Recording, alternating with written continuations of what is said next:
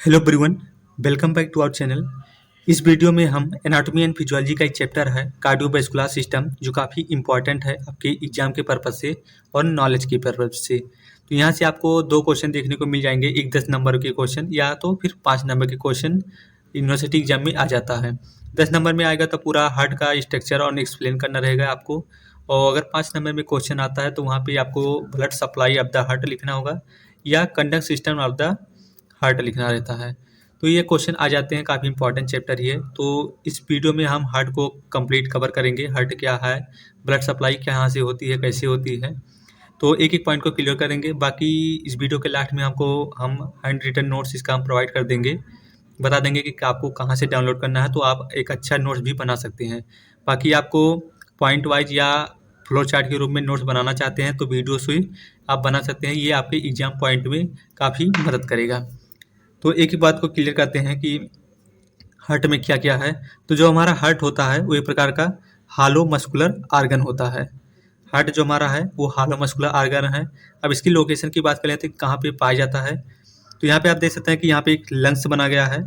ये हमारा लंग्स हो गया दो, एक बीच में एक देख सकते हैं, एक इसे कहते हैं मीडिया स्टर्नम, यहाँ पे है डायाफ्राम, और यहाँ पे देख सकते हैं कि जो राइट लंग्स होता है वहाँ पे एक नोच पाया जाता है जिसे कहते हैं कार्डियक नोच। तो अगर इसका हमें लोकेशन लिखना हो कि हार्ट कहाँ पाया जाता है, तो human heart present between the lungs in media sternum near the diaphragm in cardiac नोच। मतलब जो कार्डियक नोच होता है उसी में हमारा हार्ट जो होता है लोकेट होता है। अगर इंटरकॉस्टल स्पेस की बात पूछ ले कि कितनी इंटरकॉस्टल स्पेस के में पाया जाता है, तो वो सेकंड से फिफ्थ के बीच में जो स्पेस होता है उसी में हमारा हार्ट जो होता है लोकेट होता है। तो ये इसका स्ट्रक्चर हो गया कि हमारा हार्ट जो होता है कहाँ पाया जाता है। अब इसकी हम लेंथ, विड्थ और थिकनेस की बात कर लेते हैं कि इसकी लंबाई कितनी होती है, चौड़ाई कितनी होता है। तो 10 से 12 सेंटीमीटर इसका लेंथ होता है, और 6 से 8 सेंटीमीटर इसका विड्थ होता है, और 2 से 4 सेंटीमीटर इसकी थिकनेस होती है।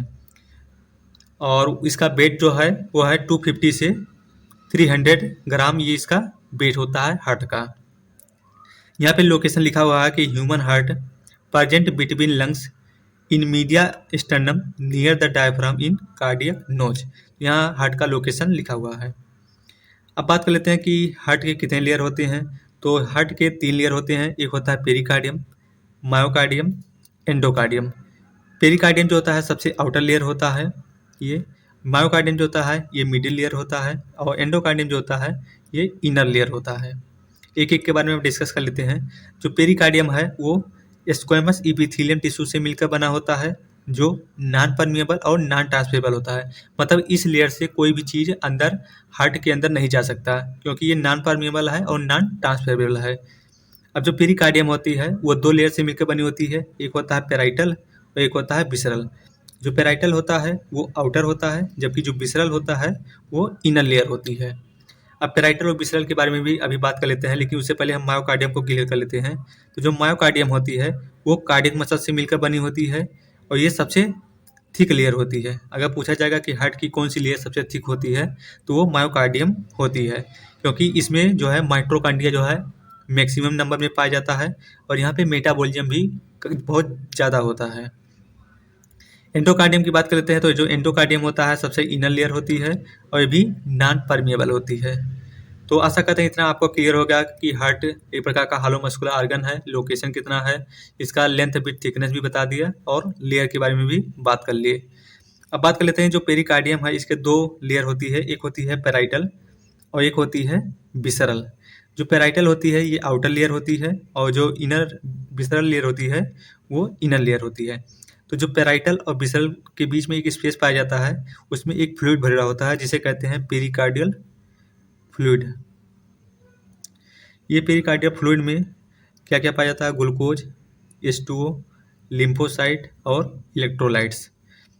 इसका काम क्या है, तो इसका एक काम है शॉक ऑब्जर्विंग का, मतलब हार्ट को शॉक से बचाता है। दूसरा लेस सरफेस टेंशन, और तीसरा डिस्ट्रॉय माइक्रो ऑर्गेनिज्म। कोई भी माइक्रो ऑर्गेनिज्म अगर आ जाता है हार्ट के अंदर, तो ये पेरिकार्डियल फ्लूइड जो होते हैं जिसमें ये ग्लूकोज, H2O, लिम्फोसाइट और इलेक्ट्रोलाइट्स पाए जाते हैं, वो माइक्रो ऑर्गेनिज्म को किल करने का काम करते हैं। तो ये पेरिकार्डियम का पूरा कंप्लीट मैंने बता दिया कि पेरिकार्डियम में क्या क्या होता है। ये हार्ट का एक रफली स्ट्रक्चर है, इसको आप एक बार देख लीजिए, क्योंकि अभी जब ब्लड सप्लाई पढ़ना होगा तो ये काफ़ी इम्पॉर्टेंट हो जाता है आपके लिए। तो यहाँ पे आप देख सकते हैं कि ये हो गया राइट एट्रियम, ये हो गया राइट वेंट्रिकल, ये हो गया लेफ्ट एट्रियम, ये हो गया लेफ्ट वेंट्रिकल। 4 चेम्बर होते हैं, जिसमें से यहाँ पे राइट एट्रियम और राइट वेंट्रिकल के बीच में आप देख सकते हैं कि ट्राइकस्पिड वाल्व होता है, और लेफ्ट एट्रियम और लेफ्ट वेंट्रिकल के बीच में बाइकस्पिड वाल्व होता है। फिर यहीं पे जो राइट वेंट्रिकल होती है, ये राइट वेंट्रिकल से यहाँ से एक पल्मोनरी आर्टरी निकलती है, जिसे आप देख सकते हैं ये सीधे हमारे लंग्स के पास जाती है। लेकिन यहाँ पे जो वाल्व पाया जाता है उसे कहा जाता है सेमी लूनार वाल्व। तो ये 3 वाल्व पाए जाते हैं, ट्राइकस्पिड वाल्व, बाइकस्पिड वाल्व और सेमी लूनार वाल्व। यहाँ फिर आप देख सकते हैं कि ये हो गया हमारा एओर्टा, ये जो राइट लेफ्ट वेंट्रिकल से निकल के हमारी बॉडी में जाती है। तो ये एओर्टा हो गया जो सबसे बड़ी आर्टरी होती है। बाकी यहाँ आप देख सकते हैं कि ये इधर से सुपीरियर वेना कावा आ रहा है, जो हमारे डीऑक्सीजनेटेड ब्लड को लाती है। यहाँ नीचे से देख सकते हैं कि इन्फीरियर वेना कावा होती है, जो हमारे निचले हिस्सों से डीऑक्सीजनेटेड ब्लड को लेकर आती है। तो ये रफली हार्ट का स्ट्रक्चर है, जिसमें जो भी आर्गन है उसका नाम आपको पता होना चाहिए। अब बात कर लेते हैं कि associate organ of the heart relation, मतलब जो हमारा हार्ट होता है उसके आसपास कौन कौन से आर्गन पाए जाते हैं। ये भी आपको एग्जाम में लिखना पड़ता है कि हमारे हार्ट के आसपास कौन कौन से आर्गन पाए जाते हैं। तो यहाँ पे देखिए, सबसे पहले लिखा है एंटीरियर, फिर लिखा है पोस्टीरियर, फिर लिखा है सुपीरियर, फिर लिखा है इन्फीरियर, फिर लिखा है लेटरल। अब यहाँ एंटीरियर मतलब होता है कि हार्ट के आगे कौन कौन सा आर्गन पाया जाता है। तो हार्ट के जो सामने आर्गन है वो है स्टर्नम है, इंटरकॉस्टल मसल है और रिब्स है। तो ये हमारे हार्ट के आगे पाया जाता है। और यही पोस्टीरियर मतलब होता है कि पीछे, हार्ट के पीछे कौन कौन सा आर्गन है। तो है trachea, inferior vena cava, oesophagus, bronchus और वर्टिब्रल कॉलम, ये हमारे हार्ट के पीछे पाया जाता है। अब लिखा है सुपीरियरली, मतलब हार्ट के ऊपर कौन कौन से आर्गन है। तो वह है superior vena cava, arch of aorta, pulmonary vein, pulmonary artery, thymus gland, ये हमारे हार्ट के ऊपर पाया जाता है। इन्फीरियर की बात करें तो इन्फीरियर में केवल डायफ्राम पाया जाता है, हार्ट के नीचे क्या है, डायफ्राम है।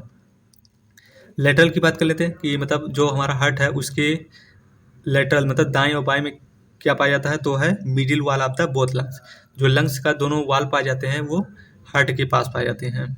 तो ये एसोसिएट आर्गन हो गए, इसको आपको पता होना चाहिए कि हमारे हार्ट के आसपास कौन कौन से आर्गन पाए जाते हैं। अब बात कर लेते हैं कि blood supply of the heart, ये काफ़ी इंपॉर्टेंट हो जाता है। लेकिन उससे पहले यहाँ पे एक बार इस चीज़ का आपको क्लियर कर देते हैं कि जो हमारा हार्ट होता है उसमें ये 4 चेम्बर होते हैं, जिसमें एक होता है राइट एट्रियम, एक होता है राइट वेंट्रिकल, फिर होता है लेफ्ट एट्रियम, फिर होता है लेफ्ट वेंट्रिकल। अब इसमें जो डीऑक्सीजनेटेड ब्लड होता है वो सुपीरियर वेना कावा से और इन्फीरियर वेना कावा से सीधे आता है राइट एट्रियम में। राइट एट्रियम से जाएगा सीधे राइट वेंट्रिकल में, राइट वेंट्रिकल से पल्मोनरी आर्टरी निकलती है जो सीधे लंग्स को जाती है। लंग्स में जाएगा डीऑक्सीजनेटेड ब्लड, वहाँ पे क्या हो जाएगा, ऑक्सीजनेटेड ब्लड। अब वहाँ से निकलेगी पल्मोनरी आर्टरी, पल्मोनरी वेन निकलेगी, जो पल्मोनरी वेन आती है वो सीधे आएगी लेफ्ट एट्रियम में, लेफ्ट एट्रियम से जाएगा लेफ्ट वेंट्रिकल में। अब यहाँ से निकलती है एओर्टा, जो सबसे बड़ी आर्टरी होती है। ये एओर्टा क्या करता है, हमारे पूरे आर्गन में ऑक्सीजनेटेड ब्लड को डिस्ट्रीब्यूट कर देता है। तो ये हार्ट किस तरह से काम करता है इसके बारे में ये आपको इतना चीज़ें पता होनी चाहिए। तो जो एओर्टा होती है ये सबसे बड़ी आर्टरी होती है जो हमारे ऑक्सीजनेटेड ब्लड को पूरे आर्गन में पहुंचाने का काम करती है।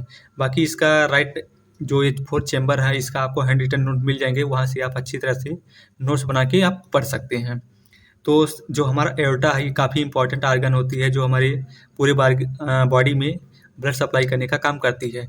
तो हम सबसे पहले एओर्टा का फिगर देख लेते हैं कि एओर्टा में कौन कौन सा फिगर होता है और एओर्टा का कौन सा पार्ट हमारे किस आर्गन को ब्लड सप्लाई करने का काम करती है। तो सबसे पहले हम देख लेते हैं एओर्टा का फिगर ही। तो यहाँ आप देख सकते हैं कि blood supply of the heart, तो ये हमारा एओर्टा का फिगर होगा। ये हमारा सीधे कहाँ से निकला है, लेफ्ट वेंट्रिकल से निकल रहा है और ये पूरे बॉडी में एओर्टा जा रही है। तो पहले हम इसका बात कर लेते हैं कि एओर्टा का तो ये सबसे पहले देख लेते हैं कि ये इतना, ये हो गया हमारा असेंडिंग एओर्टा, यहाँ से लेके यहाँ तक ये हमारा हो गया डिसेंडिंग एओर्टा। कलर चेंज कर लेते हैं एक बार। ये हो गया हमारा असेंडिंग एओर्टा, ये हो गया यहाँ से यहाँ तक डिसेंडिंग एओर्टा, ये इतना हो गया हमारा थोरेसिक एओर्टा, फिर यहाँ से यहाँ तक एब्डोमिनल एओर्टा, फिर उसके नीचे जो हमारा पेल्विक एरिया है वो उसे हम कहते हैं राइट इलियक आर्टरी और लेफ्ट इलियक आर्टरी। मतलब दो ब्रांचेज में डिवाइड हो जाती है, एक चली जाती है पेल्विक एरिया में और चला जाता है लेग्स के पास। तो ये एओर्टा के पार्ट हो गए। अब बात कर लेते हैं कि जो असेंडिंग एओर्टा होती है ये इतना हमारे असेंडिंग एओर्टा होती है। असेंडिंग एओर्टा जो होती है यहाँ से कुछ ब्रांचेज निकलती है जिसे हम कहते हैं लेफ्ट कोरोनरी आर्टरी और right coronary artery. Ascending aorta से दो आर्टरी निकलती है, एक आर्टरी निकलती है लेफ्ट कोरोनरी आर्टरी और एक निकलती है राइट कोरोनरी आर्टरी।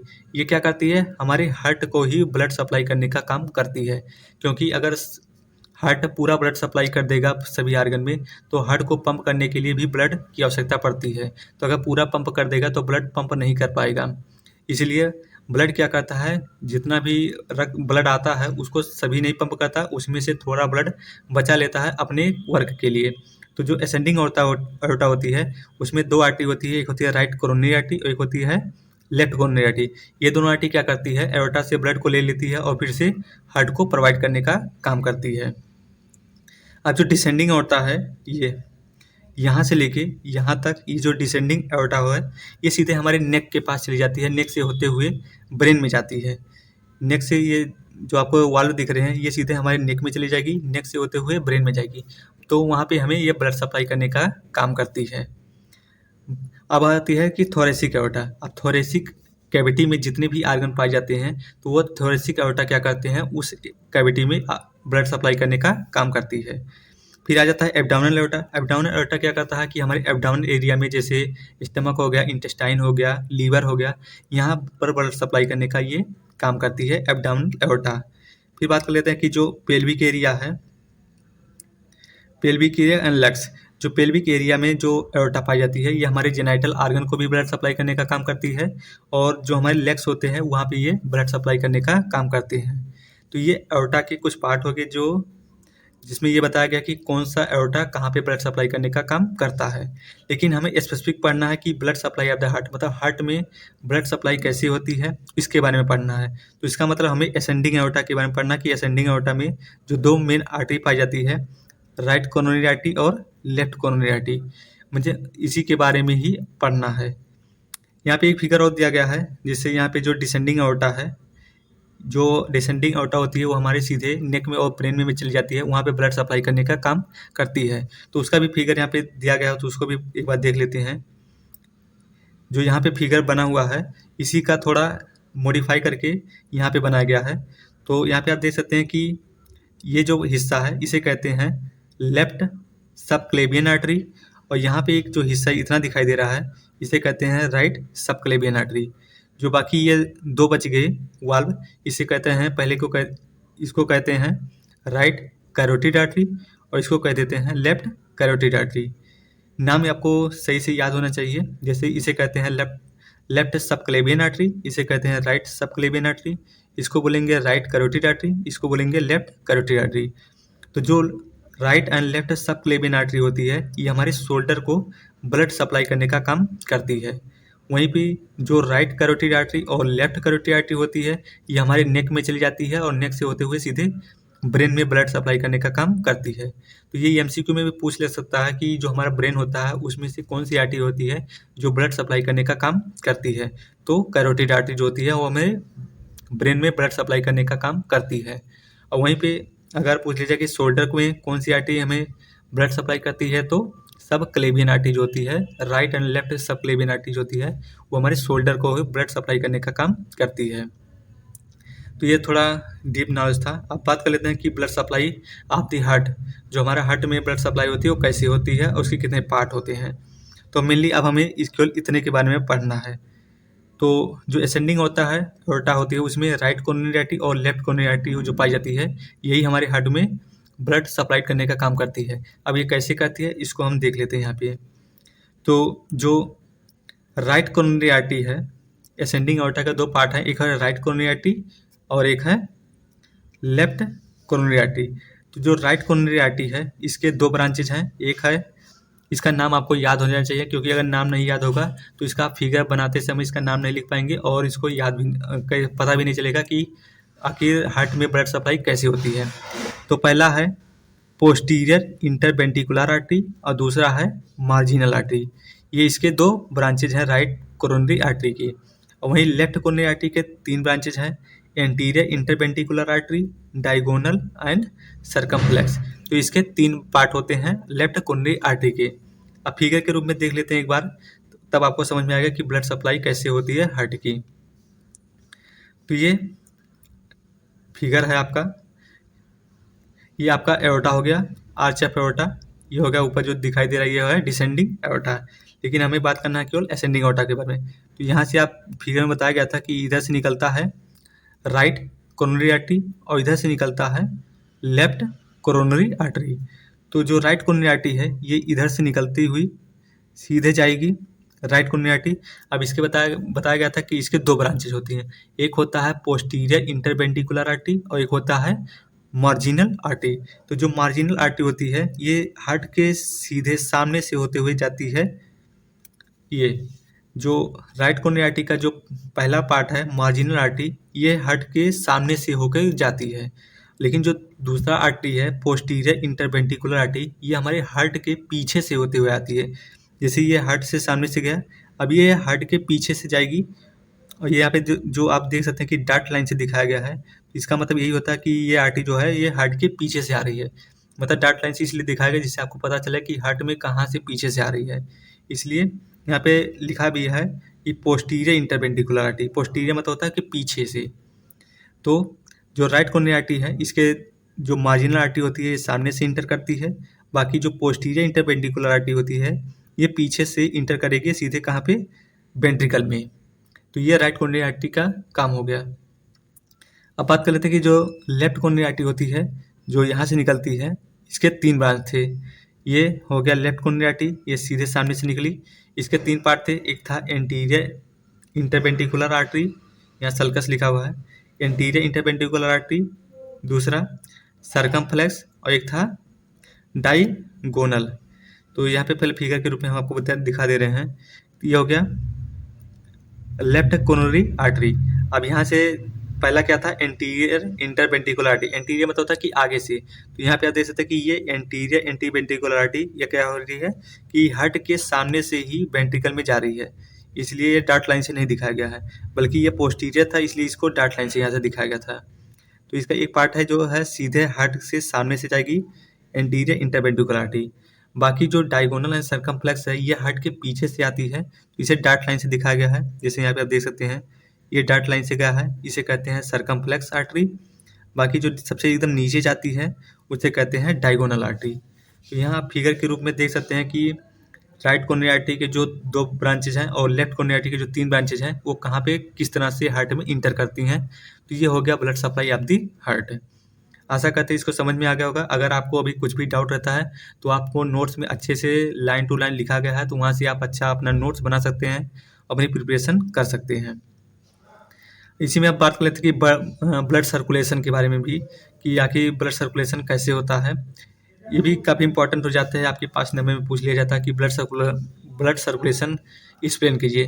तो जो ब्लड सर्कुलेशन होता है ये तीन टाइप का होता है। एक होता है सिस्टमेटिक सर्कुलेशन जो यहाँ पे लिखा हुआ है, एक होता है सिस्टमेटिक सर्कुलेशन, एक होता है पल्मोनरी सर्कुलेशन, यहाँ पे आप देख सकते हैं, एक होता है पल्मोनरी सर्कुलेशन, एक होता है हिपेटिक पोर्टर सर्कुलेशन। तो ये तीन टाइप के आपके सर्कुलेशन हो जाते हैं ब्लड सर्कुलेशन में। एक होता है यहाँ पे सिस्टमेटिक सर्कुलेशन, दूसरा होता है पल्मोनरी सर्कुलेशन और तीसरा होता है हिपेटिक पोर्टर सर्कुलेशन। अगर आपको स्पेसिफिक पूछ लिया जाता है जैसे सिस्टमेटिक सर्कुलेशन क्या है तो आपको उसी में के बारे में क्यों लिखना है, या तो आप डायरेक्ट पूछ लिया जाएगा कि ब्लड सर्कुलेशन आपको लिखिए तो आपको तीनों लिखना पड़ेगा। तो ये बहुत ईजी है, एक बार आप देख लेते हैं कि कैसे इसको याद करना है। तो फ्लो चार्ट के रूप में है, जैसे जो हमारा डीऑक्सीजनेटेड ब्लड होता है वो सुपीरियर वेना कावा और इन्फीरियर वेना कावा से सीधे कहाँ जाती है, राइट एट्रियम में। अभी फिगर में मैंने बताया था कि आखिर ब्लड फ्लो कैसे करता है। तो जो superior vena cava inferior vena cava deoxygenated blood को लेती है कहाँ पे, राइट एट्रियम में। राइट एट्रियम से कहाँ जाएगा, राइट वेंट्रिकल में जाता है। फिर राइट वेंट्रिकल से पल्मोनरी आर्टरी के थ्रू होते हुए सीधे हमारे कहाँ में जाती है, लंग्स में जाती है। लंग्स में जब जाएगी तो वहाँ क्या होता है कि वहाँ डीऑक्सीजनेटेड ब्लड क्या होता है, ऑक्सीजनेटेड ब्लड हो जाता है। जब ऑक्सीजनेटेड ब्लड हो जाता है तो वहाँ से पल्मोनरी वेन जो होती है वो सीधे लेफ्ट एट्रियम में लाएगी। फिर लेफ्ट एट्रियम से लेफ्ट वेंट्रिकल में जाती है। फिर लेफ्ट वेंट्रिकल से हमारे एओर्टा को ले जाती है। अब एओर्टा क्या करता है, एओर्टा क्या करता है, पूरे बॉडी में ये डिस्ट्रीब्यूट करने का काम करता है। अब एओर्टा से कहाँ जाएगी, आर्टरी में जाएगी, क्योंकि आर्टा होता है जो सबसे बड़ी आर्टरी होती है। अब एओर्टा से जाएगी आर्टरी में, आर्टरी से जाएगा एट्रियोल में। एट्रियोल क्या होता है, वो आर्टरी की सबसे छोटी ब्रांचेज होती है, जो छोटी छोटी ब्रांचेज होती हैं आर्टरी की, उसे कहते हैं एट्रियोल। तो आर्टरी से जाएगा एट्रियोल में, एट्रियोल से जाएगा कहाँ, कैपिलरी में। कैपिलरी सबसे लास्ट इंड पार्ट होता है जहाँ पे ब्लड पहुँचता है। कैपिलरी से कहाँ जाएगा, टिश्यू और आर्गन में ये ब्लड डिस्ट्रीब्यूट हो जाता है। अब जब ऑक्सीजनेटेड ब्लड अब यहाँ आ गया तो अब यहाँ से डीऑक्सीजनेटेड ब्लड निकलेगा कहाँ से, टिश्यू और आर्गन से। टिश्यू और आर्गन से जब डीऑक्सीजनेटेड ब्लड निकलेगा तो वो सीधे कहाँ जाएगा, वेन्यूल में। जैसे यहाँ आर्टरी का सबसे छोटा पार्ट होता है आर्टरियोल, वैसे वेन का जो सबसे छोटा पार्ट होता है उसे कहते हैं वेन्यूल। तो ये ब्लड जो है कहाँ जाएगा, कैपिलरी से निकलेगा वेन्यूल में जाएगा, वेन्यूल से कहाँ जाएगा, वेन में जाएगा, वेन से कहाँ जाएगा, superior vena cava and inferior vena cava. तो ये ब्लड सप्लाई हो गया कि ब्लड सर्कुलेशन कैसे होता है, तो इसे कहते हैं सिस्टमेटिक सर्कुलेशन। अगर आपको फिगर तैयार होगा तो आपको ये बहुत अच्छे से आप इसे लिख पाएंगे। अब एक बार देख लेते हैं कि पल्मोनरी सर्कुलेशन कैसे होता है। नाम से इसका क्लियर कि पल्मोनरी मतलब होता है कि लंग्स। तो मान लीजिए superior vena cava and inferior vena cava से ब्लड हमारा कहाँ आया, राइट एट्रियम में, फिर कहाँ जाएगा, राइट वेंट्रिकल में, फिर कहाँ जाएगा, पल्मोनरी आर्टरी में। पल्मोनरी आर्टरी से कहाँ जाता है, लंग्स में। तो उसी के बारे में यहाँ डिस्कस कर लेते हैं कि पल्मोनरी सर्कुलेशन कैसे होता है। तो जो डीऑक्सीजनेटेड ब्लड है वो सीधे कहाँ रहती है, राइट वेंट्रिकल में। राइट वेंट्रिकल से एक आर्टरी निकलती है जिसे कहते हैं पल्मोनरी आर्टरी। ये पल्मोनरी आर्टरी क्या आती है, हमारे जो राइट पल्मोनरी आर्टरी और लेफ्ट पल्मोनरी आर्टरी दो पार्ट में डिवाइड हो जाती हैं। क्यों, क्योंकि जो हमारे लंग्स हैं वो दो हैं, राइट लंग्स और लेफ्ट लंग, इसलिए दो आर्टरी निकलती है। एक होती है राइट पल्मोनरी आर्टरी, एक होती है लेफ्ट पल्मोनरी आर्टरी। अब ये राइट पल्मोनरी आर्टरी और लेफ्ट पल्मोनरी आर्टरी जो कहा है, ये एक जाएगी राइट लंग्स के पास, एक जाएगी लेफ्ट लंग्स के पास। अब ये दोनों क्या करती हैं, सीधे एल्वेओलाई के पास डीऑक्सीजनेटेड ब्लड पहुंचा देती हैं।